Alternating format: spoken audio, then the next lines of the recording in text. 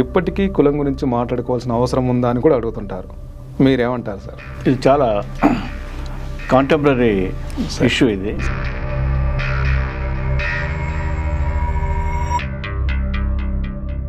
కులం వల్ల అంత అనర్థమే జరిగిందా? డబ్బు ఎంత సమస్యో, అవినీతి ఎంత సమస్యో, కులం కూడా అంతే పెద్ద సమస్య సార్.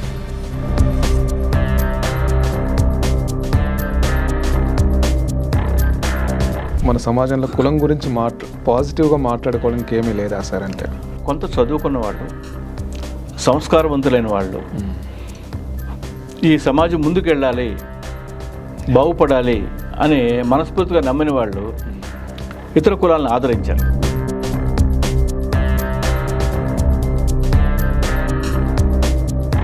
సరే, ఈ క్యాస్ట్ అనిహిలేషన్ అని అంబేద్కర్ రాసినప్పుడు ఈ కుల నిర్మూలన అన్నదాన్ని ఎందుకు అంత ఫోర్స్ఫుల్గా అంత వివరంగా చెప్పాల్సి వచ్చింది? ఎనిహిలేట్ చేయమన్నాడు, కులం నిర్మూలిద్దాం అన్నాడు కులాన్ని.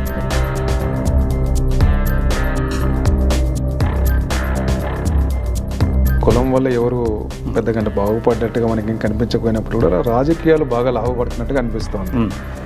దీన్ని మనం ఎట్లా అర్థం చేస్తాం? ఈ ఎన్నికల్లో మేజర్ రోల్ ప్లే చేసేది కులం.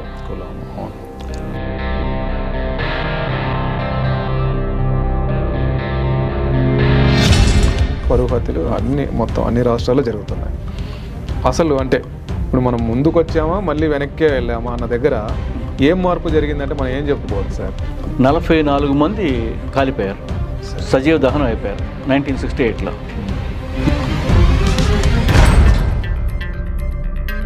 చుండూరులో చాలా ఘోరమైన హత్యాకాండ అది. కారంచేడులో ఘోరంగా నరికి చంపారు దళితుల్ని పొలాల్లో. కులం అనేది మహిళలకు ఏమైనా ఇచ్చిందా సార్? అని ఏ కులము ఎప్పుడు స్త్రీని గౌరవించలేదు.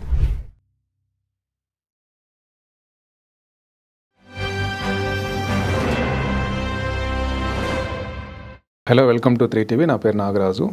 ఈరోజు మనతో పాటు స్టూడియోలో ఉన్నారు సీనియర్ జర్నలిస్ట్ తాడి ప్రకాష్ గారు. Sir, welcome to 3TV sir. ఈరోజు కులం గురించి, కులం చేసిన మంచి చెడు గురించి మనతో మాట్లాడతారు సార్. ముఖ్యంగా అంటే ఈ దళిత్ ఇష్యూ వచ్చినప్పుడు సార్ రెండు రకాల అంటే ఇవి చూస్తున్నాం. ఒక 50 yearsలో మనం ఈ స్పాన్లో తీసుకుంటే ఊళ్ళలో ఒకప్పుడు చాలా వివక్ష ఉండేది. దాన్ని ప్రస్తావించి ఇప్పుడు చూస్తే ఇప్పుడు ఏముంది, అట్లాంటిది ఏం లేదు కదా, ఎప్పుడు కులం ఎక్కడ ఉందని ఒక జస్ట్ క్యాజువల్ కామెంట్ చేస్తారు. రెండో సైడ్ సార్ కులాంతర వివాహాలు జరుగుతున్నాయి అది కూడా చెప్తున్నారు. ఇంకొక సైడ్ ఏమో మా కులం వానికి కాని వ్యక్తిని చేసుకున్నందుకు చంపుకోవడం దాకా పరువు హత్యలు మొత్తం అన్ని రాష్ట్రాల్లో జరుగుతున్నాయి. అసలు అంటే ఇప్పుడు మనం ముందుకు వచ్చామా మళ్ళీ వెనక్కే వెళ్ళామా అన్న దగ్గర ఏం మార్పు జరిగిందంటే మనం ఏం చెప్పుకోవచ్చు సార్? మార్పు జరిగిందండి. అయితే చాలా స్నేల్ పేస్ అంటామే, చాలా స్లోగా, ఓకే, చాలా తక్కువగా నడక. తమిళనాడులో కీలవేల్మణి అనే ప్రాంతంలో 1968లో వ్యవసాయ కూలీలు, ఆ ప్రాంతం వాళ్ళు భూస్వాముల్ని పొలంలో కోతలకి ఊడ్పులకి వెళ్ళేవాళ్ళు, వాళ్ళకి కూలీ పెంచమని అడిగారు. ఓకే, భూస్వాములు మేము పెంచమని చెప్పారు. అప్పటికి మార్క్సిస్ట్ పార్టీ అక్కడ బలంగా ఉండి ఈ రైతు కూలీలందరినీ ఆర్గనైజ్ చేసి సమ్మె చేయించింది.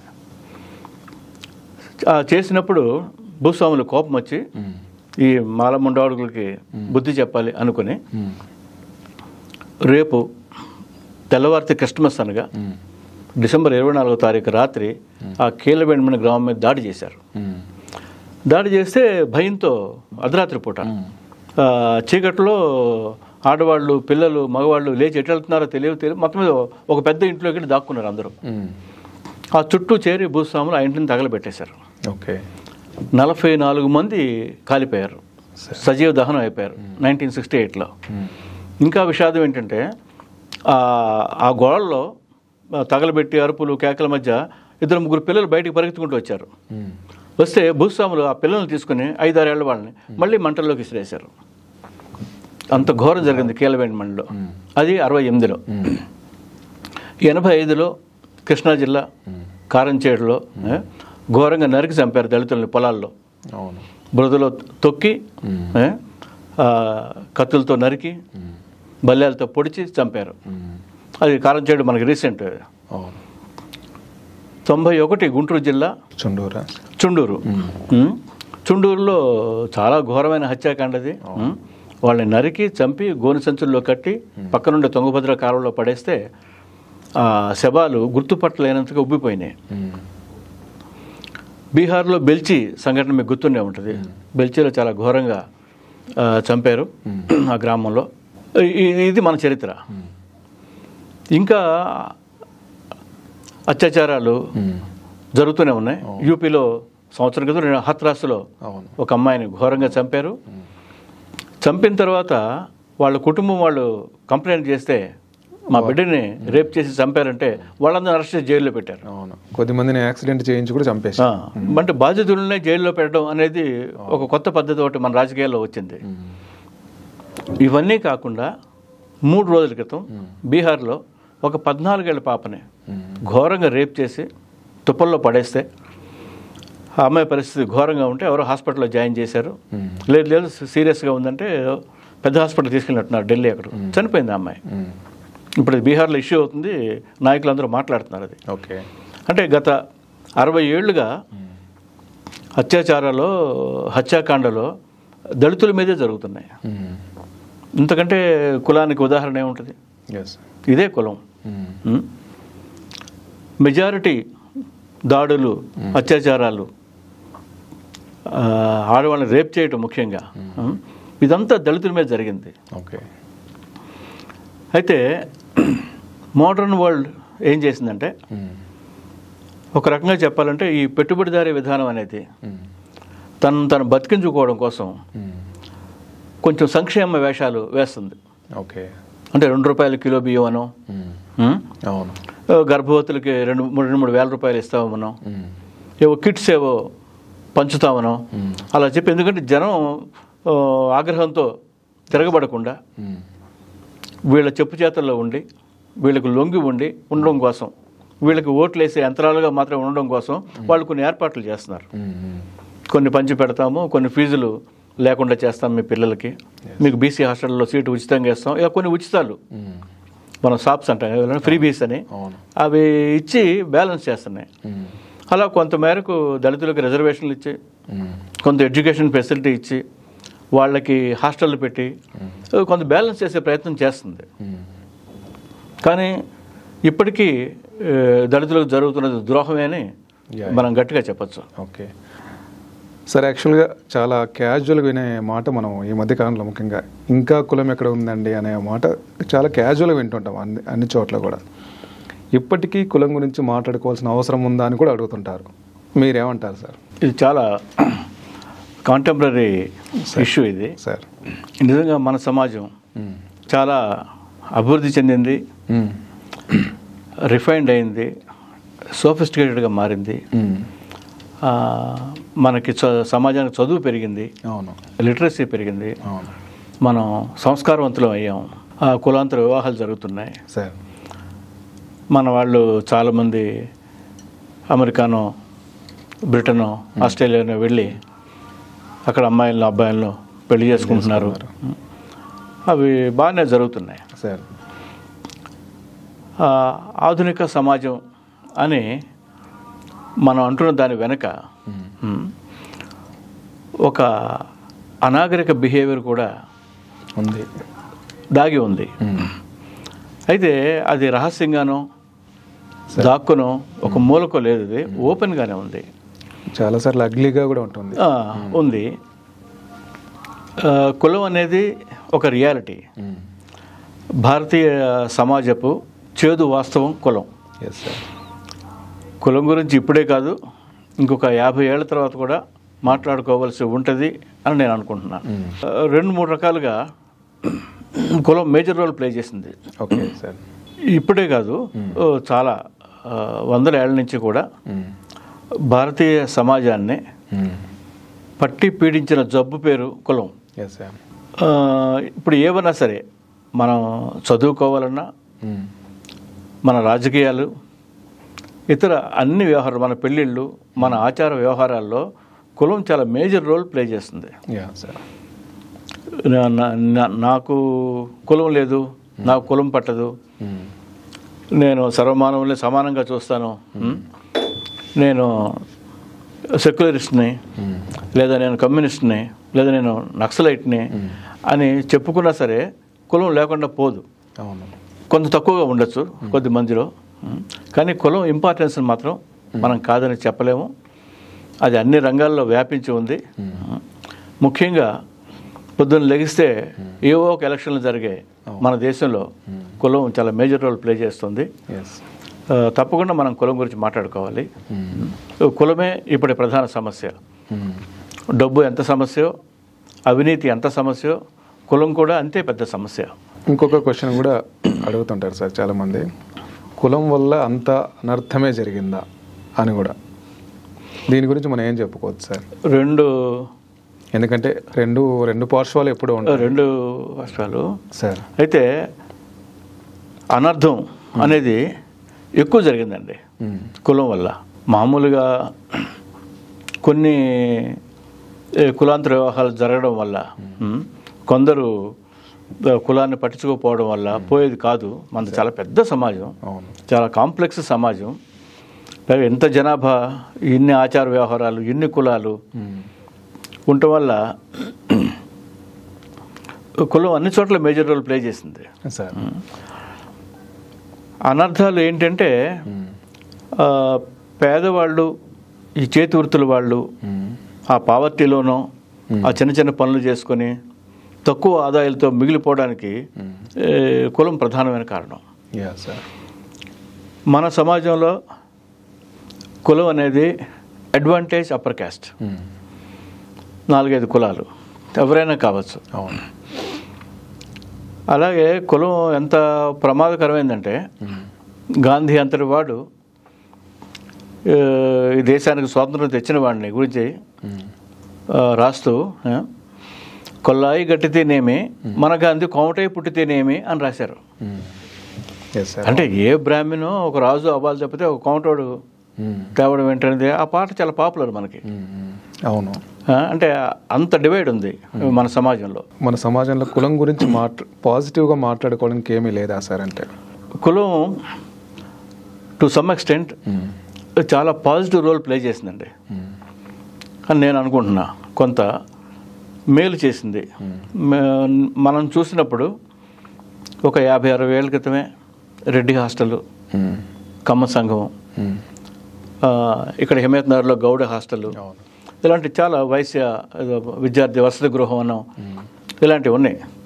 డెఫినెట్గా ఆ మేరకు ఆ కులం వాళ్ళకన్నా మేలు జరిగింది, లేదా ఆ కులంలో ఉన్న పేదవాళ్ళకన్నా మేలు జరిగింది. అలాంటి పాజిటివ్ రోలు అసలు కొట్టిపారాలేము కులాన్ని. కులం ఎంత దుర్మార్గమైంది అయినా, ఎన్ని క్రూరమైన పనులు చేసినా సరే మన సమాజం ముందుకు వెళ్ళటంలో దాని పాత్ర, దాని ప్రభావము, దాని సానుకూలమైన ప్రభావం ఉందని తప్పకుండా చెప్పుకోవాలి. అయితే అది కొద్దిమందికి మాత్రమే మేలు చేసింది.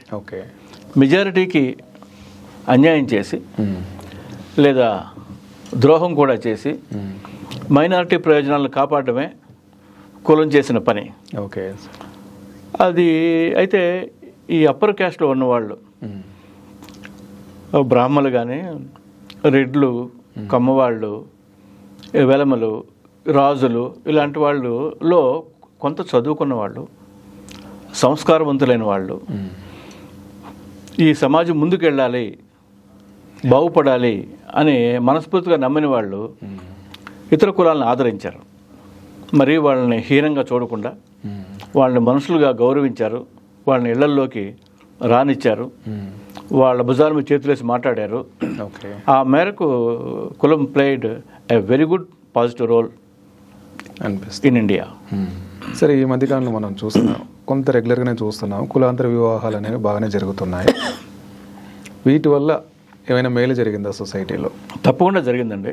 సొసైటీకి మేలు జరిగింది. ఈవెన్ చంపుకోవడాలు కూడా జరుగుతున్నాయి, కులాంతర వివాహాలు కూడా, పరువు హత్యలు కూడా ఉన్నాయి. రెండు ఉంటాయి. అవును. కులాంతర వివాహాలు, మతాంతర వివాహాలు, మన వాళ్ళు ఒక చైనా అమ్మాయినో అమెరికా అమ్మాయినో చేసుకోవడాలు అన్నీ జరిగినాయి. అవన్నీ కొంత మేలు జరిగినాయి, కానీ చాలా తక్కువ. ఇంత పెద్ద సమాజం నెగ్లిజిబుల్ పర్సంటేజ్. ఒక 6%, 1% జరిగితే మారే సమాజం కాదు. ఇన్ని కోట్ల జనము, ఇన్ని కులాలు, ఇన్ని మతాలు ఉన్న దేశంలో ఇంత బ్యాక్వర్డ్ నేషన్. ముఖ్యంగా మనం మాట్లాడుకుంటున్నాం కులం అని, కానీ కులానికి మేజర్గా బ్యాక్ బోన్ ఏంటంటే మన వెనుకబాటుతనం. ఈ వెనుకబడిన సమాజం ఒక ఇండియానే కాదు, ఏ దేశమైనా సరే ఈ బ్యాక్వర్డ్నెస్ అనేది సమాజానికి చాలా హాని చేస్తుంది. అది మనకు విద్య లేకుండా చేసింది, తిండి లేకుండా చేసింది, తగినంత పనిచేసేవాడికి పని లేకుండా చేసింది, మంచి ఆదాయం లేకుండా చేసింది, సకల నాన్సెన్స్ జరిగింది దానివల్ల. సరే, ఈ క్యాస్ట్ అనిహిలేషన్ అని అంబేద్కర్ రాసినప్పుడు ఈ కుల నిర్మూలన అన్నదాన్ని ఎందుకు అంత ఫోర్స్ఫుల్గా, అంత వివరంగా చెప్పాల్సి వచ్చింది? ఎవరికంటే కూడా ముఖ్యంగా మన దేశంలో కులం ఇంపార్టెన్స్ని, కులం రోల్ని చాలా కూలంకషంగా అధ్యయనం చేసినవాడు, దాని మీద గొప్ప అవగాహన ఉన్నవాడు బాబాసాహెబ్ అంబేద్కర్. ఆయన రాసిన ఎన్నిహిలేషన్ ఆఫ్ క్యాస్ట్ చాలా పవర్ఫుల్ బుక్ అది. ఆయన్ని కులాలు వద్దు, కులాలు లేకుండా చేద్దాం అలా ఎన్నిహిలేట్ చేయమన్నాడు, కులం నిర్మూలిద్దాం అన్నాడు కులాన్ని. అంత బాధకి, అంత ఆవేదనకి కారణం ఈ దేశంలో దళితుల పరిస్థితిని ఆయన చాలా బాగా అర్థం చేసుకున్నాడు. దాని మీద గొప్ప అవగాహనతో ఆయన రాశాడు. అది మిగిలిన వాళ్ళు, వాళ్ళని దళితులుగానో, అంటరాని వాళ్ళుగానో, చండాలులను, మిలేచ్చులను అలా దూరం పెట్టిన ఈ సమాజంలో ఎవరినైతే ఈ సమాజం నిర్లక్ష్యం చేసిందో, ఎవరినైతే మనుషులు కాదనిందో వాళ్ళని పట్టించుకోమని చెప్పాడు. కనుక ఓటు హక్కు కానీ, వాళ్ళకి రిజర్వేషన్లు కానీ ఉండాలని అంబేద్కర్ చెప్పాడు. అయితే అంబేద్కర్ ఎంత ముందు చూపు ఉన్నాయనంటే, రిజర్వేషన్లు ఒక లిమిటెడ్ పీరియడే ఉండాలని చెప్పాడు ఆయన. 10 ఏళ్ళు, ఇంకో మహా అయితే ఒక 20 ఏళ్ళు అని చెప్పాడు. కానీ ఇప్పటికీ ఈ 2025లో కూడా, ఇంకా వచ్చే చాలా కాలం కూడా దళితులకో, బీసీలకో రిజర్వేషన్లు ఉంటాయి. ఎందుకంటే మన సమాజంలో అంత మార్పు ఏం జరిగిపోలే, తల్లకిందులు అయిపోలేదు, ఓ అభివృద్ధి వచ్చి అందరి జీవితాల్లో మార్చేయలేదు. ఇప్పటికీ స్పష్టమైన లెక్కలు లేవు, కానీ 40% ఇల్లిటరేట్స్ ఉన్నారు దేశంలో. అక్షరాస్యత అతి తక్కువ ఉన్న దేశం మంది. ఇక కొంత సౌత్ పర్లేదు, మీరు నార్త్కి వెళ్తే బీహార్, ఉత్తరప్రదేశ్కి వెళ్తే చదువు ఇంకా తక్కువ. మోర్ దెన్ 50% చదువు రాని వాళ్ళు, అంటే కనీసం వాళ్ళ సంతకం కూడా వాళ్ళు పెట్టలేని వాళ్ళు ఉన్నారు. దీన్ని అడ్రస్ చేశాడు అంబేద్కర్. అంబేద్కర్ చెప్పిన చాలా వ్యాలిడ్ పాయింట్. అయితే ఇంకా ఎప్పటికీ రిజర్వేషన్ ఉన్నది మన ట్రాజడీ ఒక రకంగా అది. ఎందుకంటే వాళ్ళని అణిచే ఉంచాం, వాళ్ళని దూరంగానే చూసాం, వాళ్ళని చిన్న చూపు చూసాం, అవమానించాం. మనం దానికి ఫలితాన్ని అనుభవిస్తున్నాం కూడా. సరే, కులంతో ముడిపడి రాజకీయాలు ముఖ్యంగా, అంటే కులం వల్ల ఎవరు పెద్దగా బాగుపడ్డట్టుగా మనకి ఏం కనిపించకపోయినప్పుడు కూడా రాజకీయాలు బాగా లాభపడుతున్నట్టుగా అనిపిస్తోంది. దీన్ని మనం ఎట్లా అర్థం చేసుకోవాలి సార్? ఈ మధ్యకాలంలో ముఖ్యంగా మీడియాలో కానీ, పొలిటీషియన్స్ కానీ క్యాస్ట్ పోలరైజేషన్ చేసి వాటన్నిటిని కూడా ఒక క్యాస్ట్ చేసుకునే ప్రక్రియ నడుస్తుంది.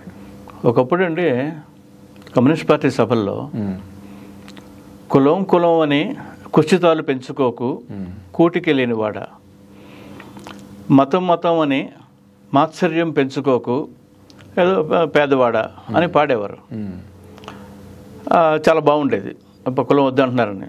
కానీ తర్వాత అది ఎలా అర్థమైందంటే, పేదవాడికి మాత్రమే కులం వద్దు,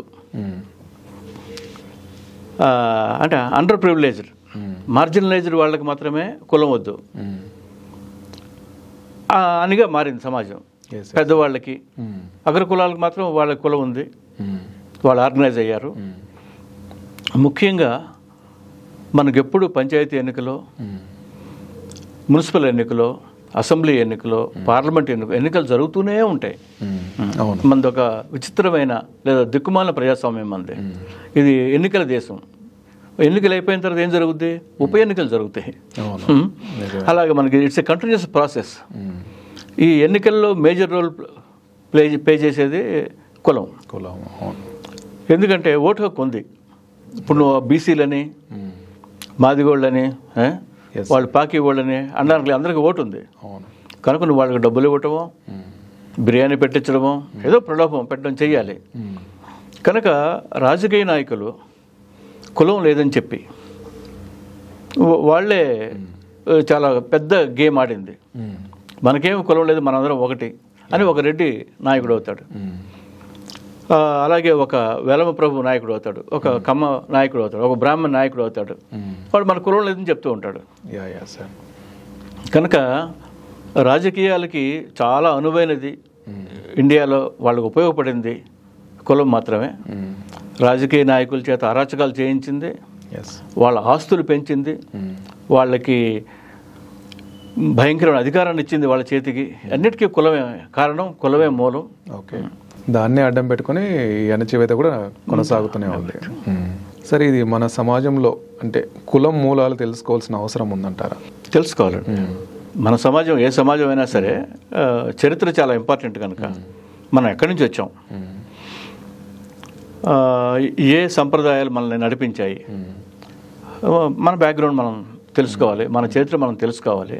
ఎందుకంటే కులమే ఈ సమాజాన్ని ఇన్ని ముక్కలుగా చేసింది, ఇంత దుర్భరంగా తయారు చేసింది.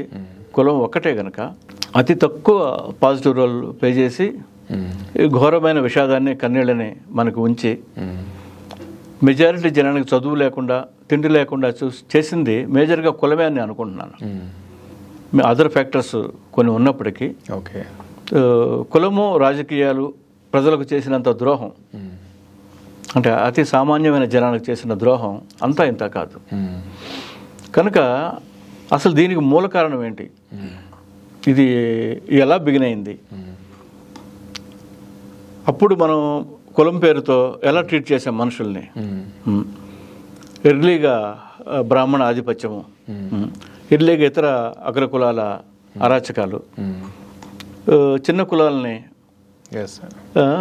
చాలా చక్కటి పద్ధతుల్లో చాలా తెలివిగా అణచివేయటం, వాళ్ళని తొక్కి ఉంచడం, వాళ్ళని బానిసలుగా ఉంచడం ఎలా జరిగింది అనేదాన్ని చాలా పెద్ద విషాద గాథ. అది మనం తెలుసుకొని తీరాలి, ఆ చరిత్రను చదువుకోవాలి, దాని నుంచి మనం లెసన్స్ నేర్చుకోవాల్సిన అవసరం తప్పకుండా ఉంది. అవును, ఇదే కులాల్లో బాగా ఇంకా బ్యాక్వర్డ్ వాళ్ళ గురించి ఈవెన్ కేశవరెడ్డి లాంటి వాళ్ళు చివరి గుడిసే, శ్మశానం దున్నేరు ఇట్లాంటి వాటిలో ఇంకా అద్భుతంగా ఎక్స్ప్లెయిన్ చేశారు కదా సార్. యాక్చువల్గా కొన్ని మూలాలను తెలుసుకునే అవకాశం ఉంటుంది అక్కడ. అయితే ఒకటి సార్, యాక్చువల్గా ఇప్పుడు ఎక్కడ ఫెయిల్ అయ్యాం మనం ఒకవేళ అంటే సొసైటీ ఒక దశ నుంచి కులాలుగా విడిపోయి వచ్చినప్పటికీ కూడా దీన్ని డెమోక్రటైజ్ చేయాల్సిన కమ్యూనిస్ట్ పార్టీలు ఏమైనా ఇక్కడ విఫలమయ్యాయా? అంటే వాళ్ళది కదా మెయిన్ రోల్, వీళ్ళందరినీ కలిపి కులాలకు అతీతంగా వాళ్ళు ముందుకు వెళ్ళాల్సిన బాధ్యతను ఏమైనా వాళ్ళు చేయడంలో దాన్ని కరెక్ట్గా చేయలేకపోయారా? వాళ్ళ తప్పు ఏమైనా ఉందా? కమ్యూనిస్టులు అన్ని పనులు చేయాలి అని అనుకోకూడదు. యా సార్, అంటే మిగిలిన ఏదో మనం పెట్టుబడిదారి పార్టీలు, ప్రజాస్వామ్యాన్ని అడ్డు పెట్టుకుని నాటకాలు ఆడుతున్న పార్టీలు, కాంగ్రెస్ పార్టీ లాంటి పార్టీలు, జనతా పార్టీ లాంటివి ఉన్నాయి కనుక మంచి పని అంతా కమ్యూనిస్టులు చేయాలి, జనరల్గా వాళ్ళు కమ్యూనిస్టులు అంటే మంచి వాళ్ళు అనుకునే కూడా పద్ధతి కాదని అనుకుంటున్నాను నేను సార్. ఎందుకంటే దేశం ఒక్కటే వెనకబడిందంటే మన కమ్యూనిస్టులు వెనకబడిన వాళ్ళే నేను గట్టిగా ఫీల్ అవుతున్నాను. మనం చదువుకున్న కమ్యూనిస్టులు, కమ్యూనిస్ట్ పార్టీ నాయకులు, ఓకే, సిపిఐ కానీ సిపిఎం కానీ విప్లవకారులైన నక్సలైట్లు కానీ మనలో తగినంత బ్యాక్వర్డ్నెస్ ఉంది అని గట్టిగా అనుకుంటున్నాను. ఓకే, ఎందుకంటే ఇన్నేళ్లలో గత 50-60 ఏళ్ళుగా మనం చూస్తున్నాం కనుక కమ్యూనిస్ట్ పార్టీ నాయకులు ఎప్పుడు అగ్రకులాల వాళ్ళే ఉన్నారు. అవును, కాంగ్రెస్ పార్టీకి ఏం జరిగిందో, ఒక జనతా పార్టీ, బీజేపీ అలాంటి పార్టీలకు ఏం జరిగిందో కమ్యూనిస్ట్ పార్టీలకు అదే జరిగిందిగా. కమ్యూనిస్ట్ పార్టీకి ఎప్పుడైనా దళితుల నాయకత్వం వహించారా? అయితే వాళ్ళు కొంచెం ప్రయత్నించారు, మీరు చెప్పినట్టుగా సార్, కులం లేకుండా ఉందో అని ప్రయత్నించారు. అయితే వాళ్ళు ఈ సమాజ గమనాన్ని ఆపేంత శక్తిమంతులు కాదు వాళ్ళు. ఓకే, ఎన్నికల్లో పోటీ చేసి కొన్ని సీట్లు అయితే గెలుచుకోగలిగారు తప్పితే అంత పవర్ఫుల్ కాదు. కొన్ని చోట్ల just pockets in Kerala and Bengal, okay, 2 చోట్ల వాళ్ళు కొంచెం ఇంపాక్ట్ కలగజేశారు. ఆంధ్ర తెలంగాణలో కమ్యూనిస్టు ఉద్యమానికి మంచి ప్రజల మద్దతు ఉంది. అని తప్పితే వీళ్ళు దేశాన్ని మార్చేంత పరిస్థితి ఎప్పుడు లేదు. వాళ్ళు ఓకే ఒక దురాచారాన్నో కులం లాంటిదన్నో వాళ్ళు దానికి వ్యతిరేకంగా పోరాడారు, గట్టి పోరాటాలు చేశారు. గొప్ప ఫైట్ అది. తప్పితే వాళ్ళు తప్పు చేశారు అనుకోలేను. వాళ్ళ శక్తికి మించిన పని అనుకుంటున్నా. కులం చాలా బలమైంది. కులం కమ్యూనిస్టుల కంటే, మన మనుషుల కంటే, బాగా చదువుకున్న యోధుల కంటే కూడా కులం చాలా చాలా బలమైనది, చాలా దుర్మార్గమైనది, హృదయం లేనిది కులం అనేది. జనరల్గా మామూలుగా కమ్యూనిస్టుల గురించి చెప్తూనే లీడర్స్ని ముఖ్యంగా వాళ్ళు డీక్లాసిఫై చేసుకొని ప్రజలంతా కూడా ముందుకు తీసుకురావాల్సిన అవసరం ఉందని చెప్తుంటారు. అయితే మన దగ్గర కామ్రేడ్ అంటేనే కమ్మారెడ్లు అని ఒక నోషన్ కూడా బయట ఉంది. జనరల్గా ఇది అనేది ఇలా అంటారు సరే, కానీ వాళ్ళు నిజంగా సిన్సియర్గా డీక్లాసిఫై అయిన వాళ్ళు ఉన్నారు, ప్రజల మధ్య తిరిగిన వాళ్ళు, ప్రజల కోసం పోరాడిన వాళ్ళు, త్యాగం చేసిన వాళ్ళు, ప్రాణాలు అర్పించిన వాళ్ళు కమ్యూనిస్టుల్లో బోల్డ్ మంది ఉన్నారు.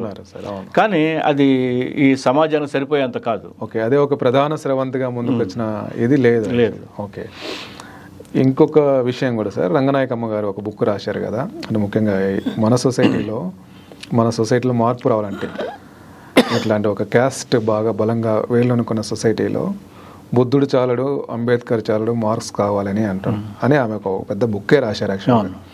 సో దీన్ని మనం ఎట్లా అర్థం చేసుకోవాలి సార్ ఈ పర్టికులర్ కామెంట్ని? అదేంటంటే ఇప్పుడు కమ్యూనిస్టులు ఆకలి కన్నీళ్లు లేని సమాజం తీసుకొస్తాం అన్నారండి. ఎలా తీసుకొస్తారు? ఇప్పుడు సోవియట్ యూనియన్లో ఎప్పుడో విజయవంతమైందండి అంటే ఆకలి పోతే పోయి ఉండొచ్చు, కానీ కన్నీళ్ళు ఎలా పోతే? ఏదో ఒక ట్రాజడీ జరుగుతుంది సమాజం అన్నాక. అలాగే అది ఒక మంచి డ్రీమ్. అది రంగనాయకమ్మ గారు చెప్పింది ఏంటంటే మొత్తం ప్రజలంతా ఆనందంగా ఉండాలి, ప్రజలంతా సుఖంగా ఉండాలి, అలా అనుకోవడం ఒక డ్రీమ్ మాత్రమే అది. ఓకే, గాంధీ చాలడు అంటే గాంధీ కుల నిర్మూలన కంటే కూడా గాంధీ ప్రయారిటీ ఈ దేశానికి స్వతంత్రం రావటం.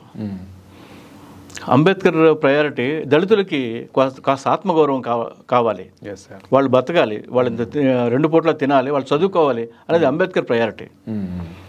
కులం నిర్మూలించాలనేది అంబేద్కర్ కూడా డ్రీమే అది రకంగా. ఇంకా కార్ల్ మార్క్స్ని తెచ్చిపెట్టాం, అది ఇంకా పెద్ద వ్యవహారం అది. ఇంకా ఆ స్టేజ్కి ఇండియా రాలేదనుకుంటున్నాను నేను. మన వెనుకబాటుతనానికి కార్ల్ మార్క్స్ని సూపర్ ఇంపోజ్ చేయడం తగదేమో అనిపిస్తుంది నాకు ఇప్పుడు. ఒకప్పుడు నేను అలా అనుకునేవాడినే, మార్క్సిజమే పరిష్కారం అనుకునేవాడినే. ఓవరాల్గా పరిష్కారం అని చెప్పచ్చు, కానీ ఆచరణ ఒట్టి ఉపన్యాసాలు మైకులు పట్టుకొని గట్టిగా వక్తల్లాగా మాట్లాడడం కాదు కదా. ఆచరణలో మీరేం చేశారు? కులం అంత ఈజీగా పోయేది కాదు. ఇప్పుడు మార్క్స్ని తెచ్చాం, మార్క్సిజం ఉపన్యాసాలు చెప్తే కులం పోద్దాయి, అలా కాదు కదా. చాలా రోగాలు ఉన్నాయి సమాజానికి, అవన్నీ ఒక్కొక్కటి వెళ్ళాలి, అడ్వాన్స్ అవ్వాలి, చదువు పెరగాలి. ఇట్స్ చాలా పెద్ద ప్రాసెస్, ఇది మహాప్రవాహం. ఇది చటుకునంతా మారి కులం లేకుండా పోయి ఇంకో 25 ఏళ్ళ తర్వాత మొత్తం కులం అసలు ఏమి ఉండదు, ప్రజలంతా సుభిక్షంగా హ్యాపీగా ఉంటారు అలా అని చెప్పడానికి లేదు. ఒకప్పుడు కమ్యూనిస్టులు యాక్చువల్గా అంబేద్కర్ని తీసుకోలేదు. ఇప్పుడు లాల్ నీల్ అని చెప్పేసి ఇద్దరు కలిసి కొన్ని అంటే ప్రోగ్రామ్స్ లాగా చేస్తున్నారు. అయినప్పటికీ కూడా వీళ్ళు వాళ్ళని నమ్మట్లేదు. ఎవరైతే మన నీళ్ళు అనుకుంటున్నామో అంబేద్కరిస్టులు కానీ దళితులు కానీ కమ్యూనిస్టులతో మేము పెద్దగా సఖ్యత లేదు, వాళ్ళు ఎంతగా తీసుకుంటున్నాం అనుకున్నప్పటికీ కూడా ఈ పాలిటిక్స్ వల్ల ఏమైనా మార్పు ఉంటుందా సార్? లాల్ నీల్ పాలిటిక్స్ వల్ల ఏమైనా అంటే లేదు ఇప్పుడు ఈ మధ్య కాలంలో కొంత చూస్తున్నాం. నాకైతే పర్సనల్గా అయితే నాకు అంత ఆశయం లేదండి. ఎందుకంటే ఒక సిపిఐ సిపిఎం అనే 2 పార్టీలే ఐక్యంగా ఉండవు. ఒక 6 డజన్ కమ్యూనిస్ట్ పార్టీలు ఉంటాయి. అవును. నక్సలైట్లలో ఒక 12 గ్రూపులు ఉంటాయి. వాళ్ళెవరు కలవరు, వాళ్ళెవరు ఇంకొకరిని యాక్సెప్ట్ చేయరు. అలాంటిది దళితులు కమ్యూనిస్టులు లాల్ నీల్ అనేది చాలా మంచి స్లోగన్. అవును, అది కూడా ఒక మంచి డ్రీమ్. అది చేతికి అందనది. ప్రాక్టికల్గా అయ్యేంత బలం నిజంగా దళితులకు ఉంది, కమ్యూనిస్టులకు ఉందా? ఈ దేశంలో అణగదొక్కబడిన వాళ్ళు, అవమానించబడిన వాళ్ళు దళితులు, వాళ్ళు ఇప్పుడు చాలా ఆర్గనైజ్డ్గా ఉన్నారు. నార్త్ సౌత్ అని లేకుండా మొత్తం దేశం అంతా ఆర్గనైజ్ ఉన్నది మాలమాదిగలు. అంత బలంగా కమ్యూనిస్ట్ పార్టీలు ఉన్నాయని అనుకోవట్లేదు.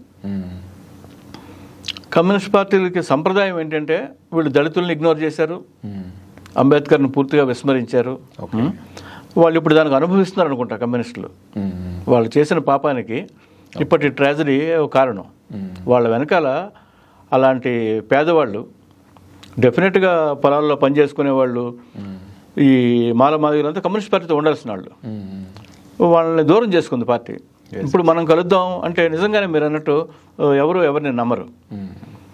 సరే, తక్షణ సమస్యల పరిష్కారానికి, తాత్కాలికమైన ప్రయోజనాలకి కలుస్తారేమో కానీ ఇది ఒక మహా పోరాటంగా మారుద్దని ఇప్పుడు చెప్పుకోలేము మనం. ఓకే, కులం అనేది మహిళలకు ఏమైనా ఇచ్చిందా సార్? అంటే వాళ్ళు మరింత అనగదొరికిందా, లేకపోతే ఏం జరిగింది అసలు కులం వల్ల? చాలా ఇంపార్టెంట్ అండి సార్. మహిళల విషయంలో మాత్రం ఈ దేశంలో కులం అనేది లేనే లేదండి. అంటే ఏంటంటే, ఏ కులమన్నా తీసుకోండి మీరు, బీసీలైనా, కాపులైనా, మాలమాదిగలైనా, ఇంకో ఇతర కులాలు, వయస్సులు, ఏ కులం తీసుకోండి, ఈ కులాలన్నీ ఒకటే సార్. ఆడదాని దగ్గరకు వచ్చేసరికి ఏ కులము ఎప్పుడు స్త్రీని గౌరవించలేదు. అలాగని ఎప్పుడు నిజాలు చెప్పలేదు. స్త్రీ అంటే దేవత, దుర్గాదేవి, తల్లి, ఇలాంటి దొంగ మాటలు చెప్పడానికే స్త్రీని వాడారు. అన్ని కులాలు కూడా స్త్రీని ఒక భోగ వస్తువుగాను, పిలిస్తే పక్క మీదకి వచ్చేదిగానే చూసినాయి. అవేమీ చెప్పకుండా తల్లి అని, అన్నపూర్ణ అని, తెలుగు తల్లి అని పేర్లు పెట్టి వాళ్ళని పొగట్టము, ఆరాధించడము, పూజించడం తప్పితే ప్రాక్టికల్గా సమాజంలో వాళ్ళకి గౌరవం ఇవ్వలేదు. మనం మామూలుగా చెప్పినట్టుగా వంటిల్లు, పడగది, చదువు లేదు. ఇప్పటికీ మన గ్రామాల్లో నేను ఎప్పుడూ చెప్తుంటాను, ఇండియా అంటే బాంబే, హైదరాబాదు, బెంగళూరు, కలకట్టా, ఢిల్లీ ఇలాంటి ఒక డజనో 20 నగరాలు కాదు, అంతకంటే చిన్న చిన్న ఊళ్ళు కూడా కాదు, వేలాది గ్రామాలు, లక్షల గ్రామాలు. అక్కడ పరిస్థితులు అంత దారుణంగా ఉన్నాయి. అక్కడ ఇప్పటికీ 9వ క్లాసు చదివే పిల్లకి కానీ, లేదా ఆ వయసు వచ్చిన 14-15 ఏళ్ళకి పెళ్లి చేసేస్తున్నారు. పైగా వాళ్ళ కులం వాడిని చూసి చేస్తున్నారు. కనుక చదువులేని సమాజం ముఖ్యంగా. ఈ సమాజం ఆడవాళ్ళని అణిచివేయటం వల్ల, వాళ్ళని కేవలం భోగ వస్తువుగా చూడటం వల్ల, తాగి వచ్చి తనడానికి ఒక శరీరం కావాలి సార్ వీడికి, రేప్ చేయడానికి ఒక ఆడది కావాలి, ఇలా వాళ్ళని అణిచి ఉంచి మగ సమాజం తనకు తాను చాలా ద్రోహం చేసుకుంది. వాళ్ళు ఇప్పుడిప్పుడు ఏదో కొంచెం చాలా తక్కువ మంది ఎవరో డాక్టర్లు అయిపోయారు, ఒక అమ్మాయి డిఐజీ అయిపోయింది, ఒక ఆడపిల్ల కలెక్టర్ అయింది అని మనం ఆశ్చర్యంగా చెప్పుకుంటున్నాం 2025లో. అంటే మనం ఎంత వెనకబడి ఉన్నాం? ఎంతమంది డాక్టర్లు అవ్వాలి, ఎంతమంది పోస్ట్ గ్రాడ్యుయేట్లు అవ్వాలి? స్త్రీకి చేసినంత ద్రోహం కులం ఇంకెవరికి చేయలేదు. స్త్రీకి, దళితులకి అంత ద్రోహం చేసింది కులం. ఈ 70 yearsలో సార్, ముఖ్యంగా అధికారంలో ఉన్న పార్టీలని కూడా వీళ్ళని వాడుకోవడం తప్ప, కులాన్ని వాడుకోవడము, కింది స్థాయి కులాల వాళ్ళని వాడుకోవడం తప్ప వాళ్ళు చేస్తున్నది ఏం పెద్దగా కనిపించట్లేదు. ఈ నేపథ్యంలో వీళ్ళలోంచి వచ్చిన లీడర్లు కూడా వాళ్ళని ఏమైనా పైకి తెచ్చారంటే అది కూడా జరగట్లేదు. అదేనండి ఈ స్కీమ్లో. అవును, it is a part of a grand design.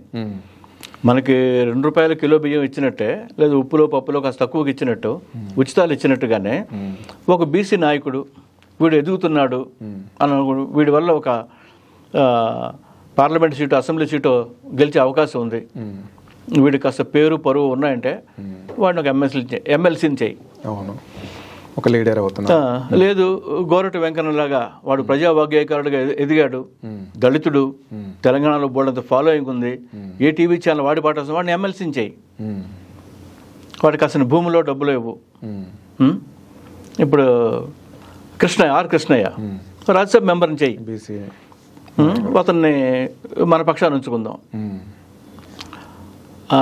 Mandakrishna Madiga అతనికి ఒక పద్మశ్రీ పడి ఉంటాడు మనతో పాటు. అలాగా వాళ్ళని తమ చుట్టూ తిప్పుకునే విధంగా చేస్తున్నారు. ఓకే, ఒకందుకు పోస్తే ఒకందుకు తాగుతారు అన్నట్టుగా వీళ్ళకి కూడా ఆల్టర్నేటివ్ లేదు.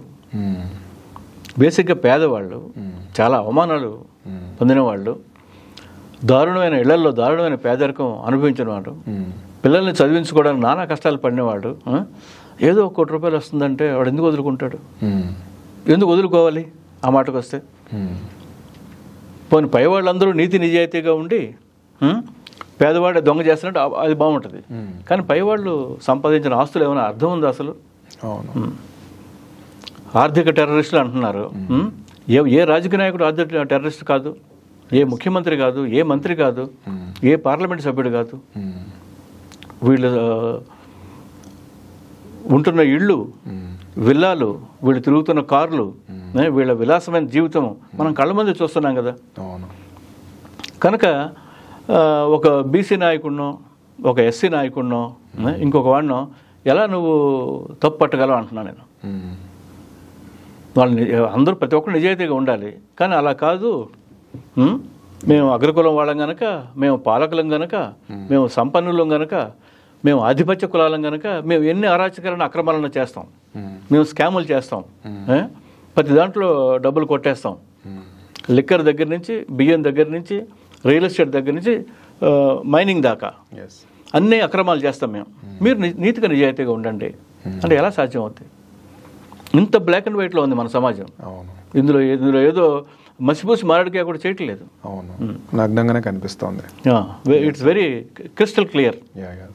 అయితే వీళ్ళలోంచి అంటే ముఖ్యంగా కింది స్థాయి కులాల్లోంచి వచ్చిన నాయకులు కూడా వీళ్ళతో కాంప్రమైజ్ అయిపోయి వీళ్ళని ఒక ఓట్ బ్యాంక్ వాడుకోవడం తప్ప వీళ్ళకి చేస్తున్నది ఏమైనా ఉందా సార్? అంటే ముఖ్యంగా కింది స్థాయి కులాల వాళ్ళని పైకి తీసుకొద్దాం, రాజ్యాధికారం అనే ఒక మాట అంటున్నారు తప్ప వాళ్ళని తీసుకొస్తారనుకుంటే వీళ్ళు పవర్లోకి వస్తున్నారు తప్ప వీళ్ళతో కలిసి, పై వాళ్ళతో కలిసి వీళ్ళని అలాగే ఉంచుతున్నారా అని అనిపిస్తుంది మొత్తంగా ఓవరాల్గా.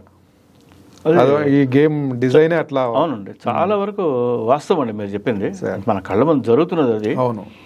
ఎందుకంటే వాళ్ళు చేయడానికి ఏమి ఉండదండి, అంటే చేయడానికి ఉండని పరిస్థితి కల్పిస్తున్నారు. అంత అన్ని ఫేవర్స్ చేస్తున్నారు వాడికి. కనుక నువ్వు రాజశేఖర రెడ్డి మనిషివి, నువ్వు చంద్రబాబు నాయుడు మనిషివి, ఏదో తక్కువ కులం వాడు, ఒక చాకలో, ఒక మంగలో, ఒక కాపో, ఒక పద్మశాలినో, ఒక గౌడను, ఒక యాదవో ఎవరో ఉంటారు, వాళ్ళకి ఇస్తారు. అది అన్ని చోట్ల జరిగింది. ఇది ఇండియా సిస్టమ్ అలా ఉందన్నమాట. మనల్ని అకామిడేట్ చేస్తుంది, పేదవాడిని అకామిడేట్ చేస్తుంది కొన్ని చోట్ల. అందరినీ కాదు. 10 లక్షల మంది ఒక పార్లమెంట్ నియోజకవర్గంలో 10 లక్షల మందిని ఆర్గనైజ్ చేయలేదు కనుక వాళ్ళకి రిప్రజెంటేటివ్స్ 2-3 నాయకుల్ని బుట్టలో వేసుకుంటున్నారు. వీళ్ళు ఆనందంగా బుట్టలో పడుతున్నారు. It's a part of the game. వీళ్ళకి తెలుసు. లేకపోతే ఒక ఆర్ కృష్ణయ్య అనే అతను రాజ్యసభ మెంబర్ అవడం ఏంటి? పారిశ్రామికవేత్తలు, దారుణమైన అక్రమాలు చేసేవాళ్ళు మన పార్లమెంట్లో ఉంటారు, ఎక్కువ మెజారిటీ. కొద్దిమంది కమ్యూనిస్ట్ ఎంపీలు వాళ్ళు తప్పితే. It is order of the day. Okay. అంటే ఇట్లాంటి చాలా ఒక సంక్షోభ పూరితమైన సొసైటీలో ముఖ్యంగా అంటే ఒక క్యాస్ట్ని మనము తీసేయాలనుకున్నప్పుడు కొన్ని మంచి సినిమాలు, కొన్ని మంచి సాహిత్యం అప్పుడప్పుడు వస్తున్నాయి సార్. జై భీమ్ లాంటి సినిమా, అట్లాగే కొన్ని సాహిత్యంలో కూడా ముఖ్యంగా ఈ కళల నుంచి, కళారూపాల వైపు నుంచి ఎట్లాంటివి కొంత వస్తే అట్లీస్ట్ వీళ్ళు చేయలేకపోతున్నారు. పాలిటిక్స్లో ఉన్న వాళ్ళు మోసం చేస్తున్నారు. ఎవరైతే కాస్త నిస్వార్థంగా పనిచేస్తున్న కళాకారుల వైపు నుంచి ఎట్లాంటి ఇది ఉంటే బాగుంటుంది సార్? అంటే కృషి, అంటే అది ఆ కృషి జరుగుతోంది. ఎంత జరిగింది అని చెప్పలేను కానీ చాలా జరిగిందండి సార్. అంటే రాచకొండ విశ్వనాథ శాస్త్రి లాంటి పెద్ద రైటర్స్, వాళ్ళు 50-60 ఏళ్ళ క్రితం చాలా గట్టిగా రాశారు. కులం చేసే దుర్మార్గాన్ని ఎక్స్పోజ్ చేశారు. రావిశాస్త్రి గారు ఒక జోక్ కూడా వేశాడు, నాకు క్యాస్ట్ ఫీలింగ్ లేదండి, ఏదైనా ఉందంటే సబ్ క్యాస్ట్ ఫీలింగే అన్నాడు ఆయన. ఎందుకంటే వైదికులు, నియోగులు ఉంటారు కదా అని ఆయన క్లియర్గా చెప్పాడు. అలాగా కనుక ఇప్పుడు నేను చూస్తున్నప్పుడు మీరు చెప్పారు కేశవరెడ్డి అన్నారు, అలాగే మునికాంతపల్లి కథలు రాసిన సోలమన్ విజయ్ కుమార్ నాడు, నెల్లూరు దళిత రచయిత, ఇండస్ మార్టిన్ గుంటూరు రైటర్ ఉన్నాడు, వీళ్ళు చాలా బాగా రాస్తున్నారు. అయితే అసలు పుస్తకాలు చదివేది ఎంతమంది సమాజం, లిటరేచర్ ముఖ్యంగా. ఆ లిటరేచర్లో ఈ పల్పు, ఈ వ్యాపారము, ప్రేమ కథలు, డ్యూయెట్లు పాడుకోవడం కాకుండా సీరియస్ లిటరేచర్ ఎంతమంది చదువుతారు అనేది పెద్ద ఇష్యూ. అది తక్కువ మంది చదువుతున్నారు. దాని ఇంపాక్ట్ ఎక్కువ ఉండదు.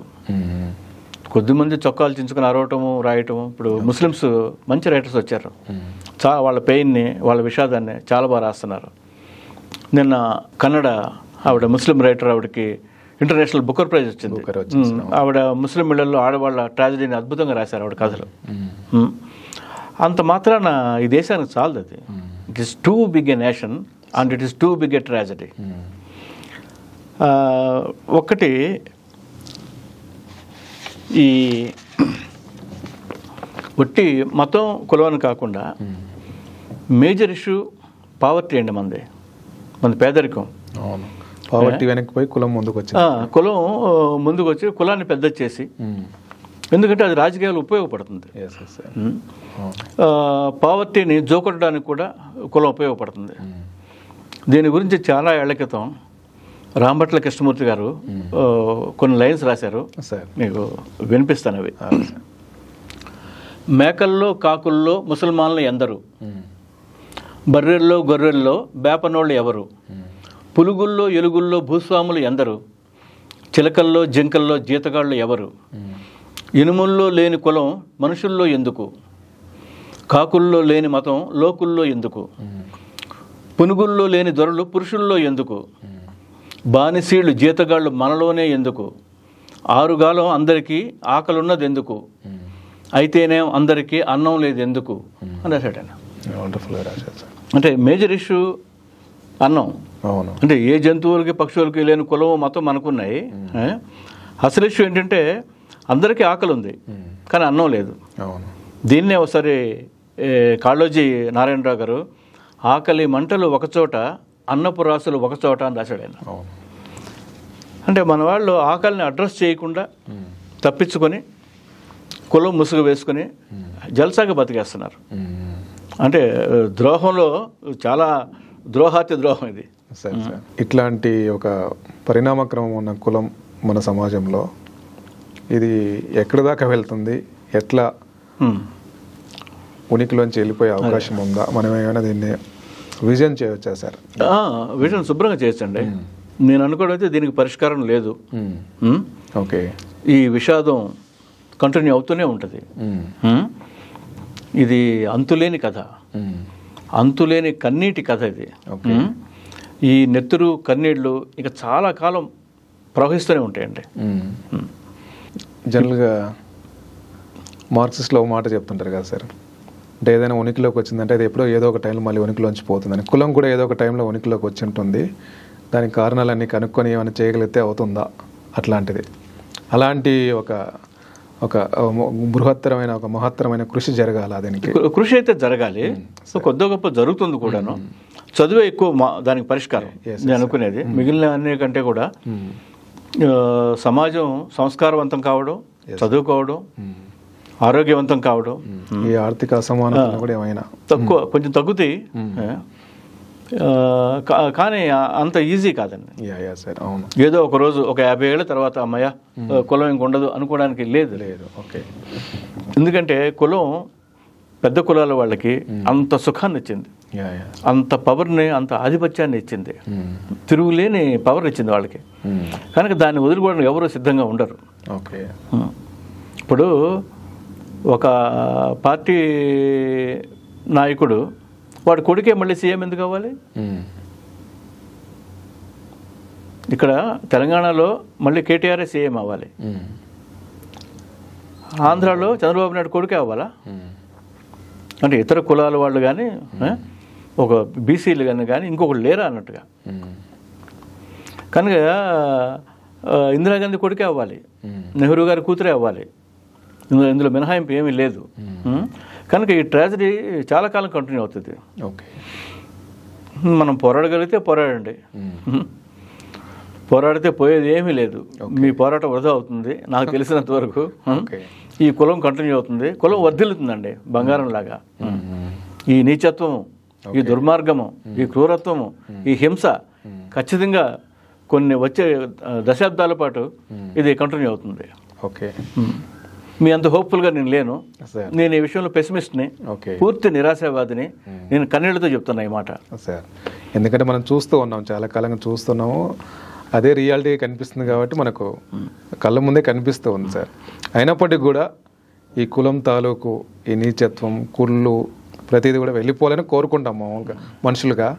అది జరగాలని కోరుకుందాం సార్. ఊరిని ఇప్పుడు దేవుడికి దండం పెట్టుకొని నాకు సకల సుఖాలు ఆస్తులు రావాలని కోరుకోవడం లాంటిది అయితే ఏం జరగదు. అది దేవుడు ఎప్పుడు దేవుడే అసలు కులానికి ముఖ్యమైన కారణం సార్.